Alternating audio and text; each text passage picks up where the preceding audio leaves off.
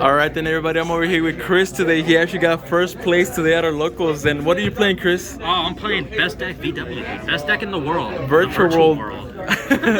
All right, then. And do you have any shout-outs or anything you want to say before we start the deck? Yeah, dude. Shout out to all the losers underneath me. JK. Respect to everybody. Shout out to Zachy. Okay. Just because he's here, dude. Established character. Shout out to Ryan. Exactly. For, he gives me some cards every now and then. And shout out to Neem, dude, who let me borrow his Italy for a long ass time, so mine came in. Okay. All right. Other than that, yeah, let's get going. All right, then let's do this. So pretty standard. 3 Lulu, 3 Gigi, 3 Lau Lau, 3 Kieran, 2 Nian Nian. Pretty standard virtual world lineup monsters. I don't play the 2-2 anymore. I see most people cut her out because Italy came to 2. Just an arguably much better card. Would you ever up the counter of Neon to 3, or you like 2?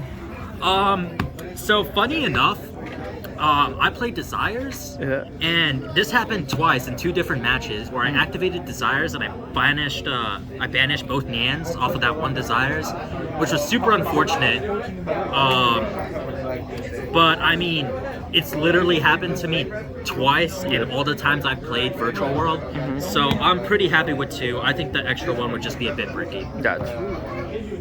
For the rest of the core, we got 3 City, 3 Qinlong, double Chuchi, and 1 Zhuanwu. Again, pretty standard ratios for the core. I think that's like, 23 cards.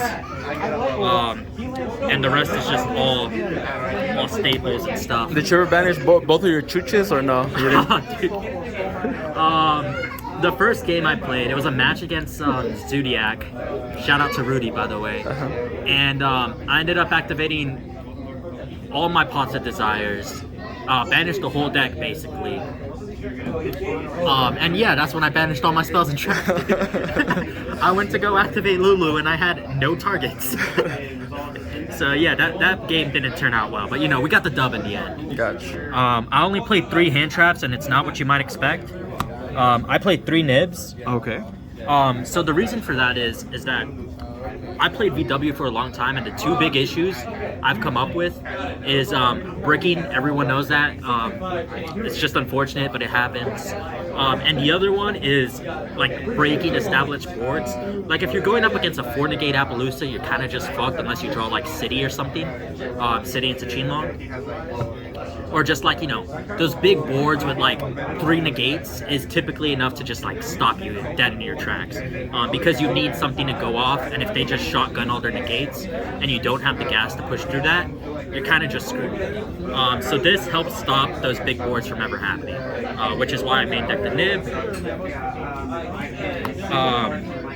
To also help break boards, we main deck 3 Dark Ruler No Mores. Common, by the way, we going all the way budget. So yeah, this is a similar thought to Nib. I need something that like helps me going second into an established board. And this does that. And I don't really care if I don't kill my opponent that turn with Dark Ruler, because Virtual World's grind game currently, with all the decks currently out, is the best. Prank Kids used to have a much better grind game, but with Meow Meow getting hit to 1, it really hurt them. They gotta play around awkwardly if they want to have a decent grind game. Which means even if you don't kill them that turn, they'll typically have used most of their resources to make that mega board, and you'll still have plenty of follow-up and have broken their board completely. Again, the last few cards to help break the board, best cards in the deck, Triple Tactics Talents. This card is great. It breaks boards. If you don't need to break a board and they just hand trap you going first. If you have no gas, this card lets you dig 2, draw some more gas hopefully, and if you have all the gas you need, just look at your opponent's hand, send 1 back, now you have full information and you're good to go. Best card in the deck. I love this thing. Should have been playing it earlier. Yeah. It's won me. Do you think that card should get banned? I know I've said that in the past, but it's crazy, like the effects that you can pull off with it, right? I don't think it's ban worthy. Yeah. Simply because it's super reactive and not proactive. Like if your opponent does nothing, this card does nothing. Which I mean, to be fair, like it's not a great argument. But it definitely probably shouldn't be a 3. I think maybe 1, potentially 2. But we know Konami never uses that semi-limitless. Yeah. Except for this card, Italy to 2, Oh, by the yeah, way. baby. Let's go. This used to be 1 Italy and 1 2-2, but I took them out because, you know, Italy is just better. Mentioned that earlier. Consistency card, Virtual World needs all the consistency it gets. If the last 9 cards are to help break boards, this is to make sure you have enough gas to play. Because if you have the gas, you win. Would you run the third one if it came back to 3? Honestly, I don't think I would. I like it at 2. Okay. I'm sure some people would. Yeah. And, you know, they may know the game a lot better than me, but I like it at 2 because all my consistency cards are at 2. So, for more consistency, I got Foolish Burial Goods. This is to dump Chinlong. If you can play without needing Foolish Burial Goods to dump a Chinlong to get your plays going, then it's just a free discard. So if you draw this card, you never break, which is why I run it. Makes sense. And then the card I have a lot of hate relationship with, Pot of Desires. I hate this card. I like it at the same time. Today is definitely more on the hate because it banished 2 Nians twice. Wow. So it also banished 3 Laulaus. So it's just, but normally it's all right. Yeah. You play pretty much. There's only 3 cards in this deck that are one-ofs. Everything else has another name in it. So typically you're fine Pot of Desiring and banishing 1 or 2, which is why you run it. That's it for the consistency cards. For the one-ofs, Called By, Order. Okay. I like that. These never came up today. That's a lie. Order came up.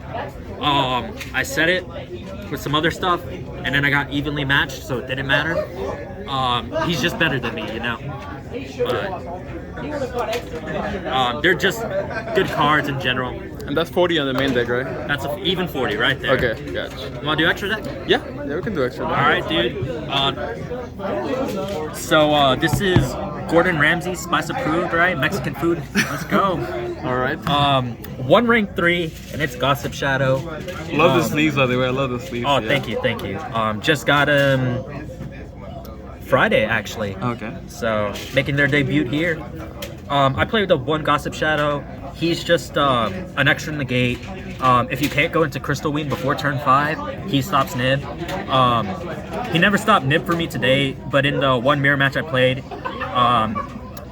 my opponent made him and stopped my Nib. So I mean, obviously he does his job. Yeah. That's the only rank 3. For the rank 6s, I played the 1 Fan, the 1 Utopia Beyond, and the 1 M7. Fan is great. Which one was it? Rivalry of the Warlords and Floodgates like that. Ice Dragon's Prison on legs. Just pretty great. He's also got a second effect that a lot of people forget. It's never come up for me recently, but basically if he's destroyed, he can E-Telly out 2 different Virtual World monsters as long as they're the same type and attribute. So that's typically like a Nian and a Lulu or something like that. Yeah. Utopia Beyond, or as I like to call him, Mr. Dragoon Out. That's his purpose. He outs Dragoon. Every now and then he'll go for OTKs, and if I don't kill my opponent that turn, then he'll go into Zeus. M7 is my combo extender. Typically, if I have it's a workable hand, but it's not ideal. M7 makes it much better. And it forces my opponent to answer this. If I'm going second as well, this can also maybe out a threat that my opponent has, which is really good. Or I can just add back a hand trap for follow-up as well. So, overall, one of the best cards in the deck. I think this is the rank 6 I go into the most. Makes sense. Then I played the Zeus package, 1 Gaia Dragon, 1 Zeus. Zeus is Zeus. He won me 3 matches, actually. So he won me against a Blue Eyes deck. I just Zeused him, took me the match. Zodiac, wiped their board with Zeus. It was a Zeus battle. My Zeus won the first time, and my Zeus won the first time and the last time, and that's the only times it mattered. Would you say this is necessary for a top tier virtual world deck? Yes. It's not even a question. Yes. Yeah. Gaia Dragon. You could run Downerd. I run Gaia Dragon for a few reasons. The first one, I typically go into my 6s more. You saw I played 3 6s and 1 3. The second reason, you can go into Gaia Dragon and do like extra damage, like piercing. That's actually what won me my match against the Game 3 final match against Virtual World that took me to XL undefeated. The piercing damage is actually what let me kill him that turn. And also, the most important reason, it's cheaper than Downerd. So, for the 6s, Synchro 6s, we play 1 Jewy, 1 Charge Warrior, 1 Coral, free draw, can pop, also a draw once it leaves. This is a wall that your opponent has a lot of trouble outing, because no one respects the bird head, but they should, dude. It's hard with a name like Jewy, but I mean, it's dangerous. For this not rank 9, Synchro 9s, we have 1 Vermilion Dragon Mech, 1 Croc, and 1 Shen the boy. Vermilion. So if Fan and Jewy out rivalry, Vermilion and Croc will both out goes in match, which is really nice. If I'm going second, Vermilion can also help break their boards. Came up a few times. Croc is a free draw, and going first is disruption on your opponent. He also came up a lot, stopped my opponent from bringing out Zeus. And Shen is Shen. It's like the main card in the deck. Ironically enough, I didn't summon him in half my games, but I mean, typically, that's just because of what the matchup was. Typically, Shen is a menace against most decks. Then I run the Zolkin package, so the Crystal Wing, Zolkin. Not much to say, VW can run it, so you do. Plays around Nib, and this can also out Dragoon. And if you have a Crystal Wing and Shen on board, that's all you need to go for game, which is pretty damn good. Pretty good, yeah. That's 14 cards, and for the 15th, we run Final Sigma. Oh, how do you like Final Sigma? Oh, dude, he's great, dude. This is Towers on the Man, dude. It's a Link monster disguised as a rank 12, as a level 12 Synchro. Okay. He's amazing, unaffected by card effects. If you go back a few deck profiles ago, you'll see Ryan with his Virtual World PK deck. He was running the Sigma. He learned that from me. Oh yeah.